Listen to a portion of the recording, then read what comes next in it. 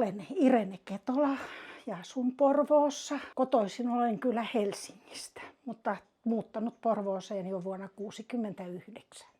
Täytän kesällä 80. Me teemme hapankaalia. Ensin kannattaa esitellä, miten sitä ennen vanhaan on tehty.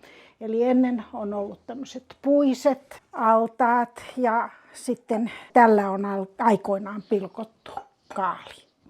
Mä oon niin kuin puolivenäläisestä perheestä. Meillä on aina syöty hapankaalia. Sitten mä yritin tehdä aina hapankaalia eri reseptien mukaan ja siitä ei oikein tullut kunnollista. Sitten ystävättäreni, joka on syntynyt Moldovassa, mutta asui Pietarissa, istui tässä keittiössä ja minä siunailin, että kun ei saa kunnon hapankaalia. Ja hän sanoi, että sehän on niin yksinkertaista. Niinpä hän sitten neuvoi, eli sillä tavalla minä teen edelleen hapankaalia, niin kuin Valentina on minua neuvonut. Tänään tehdään hapankaalia.